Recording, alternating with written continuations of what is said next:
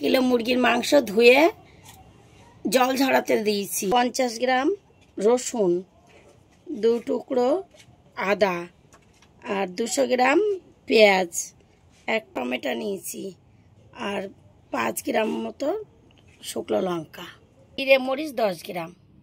এবার এগুলো পেস্ট করব।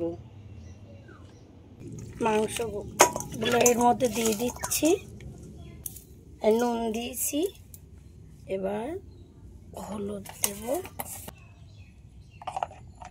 আদা রসুন পেঁয়াজ বাটা, জিরে মরিচ বাটা, ধনের গুঁড়ো, তেল দেবো, সাদা তেল দেব।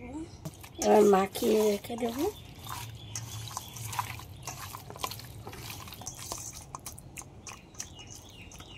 এবার এটা একটু ঢাকা দিয়ে রাখবো।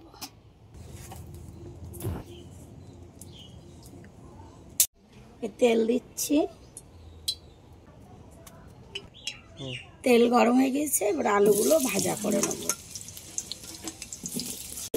একটু নুন দিচ্ছি, দিলাম।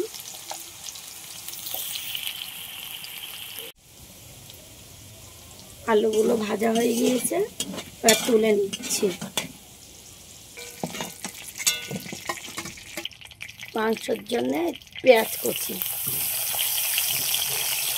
পেঁয়াজ ভাজা হয়ে গিয়েছে। এবার আদা রসুন পেঁয়াজ এক বাটা দিচ্ছি, এবারে জিরে মরিচ আর লঙ্কা, টমেটো বাটা, গুঁড়ো, লবণ, হলুদ নেব। এগুলো মশলা কষানো হয়ে গিয়েছে, তেল ছেড়ে দিয়েছে। এবার মাংসগুলো দিয়ে দেবো।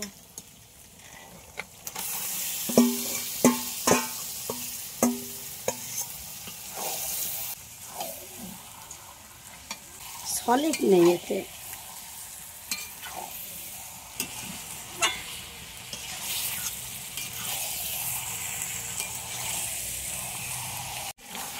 এবার আলুগুলো দিয়ে দেব। একটুই আলু দিয়ে একটুখানি কষে নিয়ে জল দিয়ে দেব।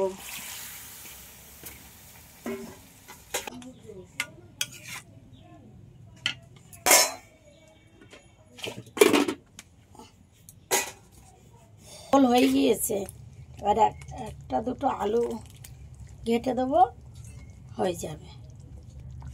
একটা দুটো আলু ঘেটে দিলে ঝোলটা একটু ঘন হবে। আলু ঘেটে দেবো দুটো।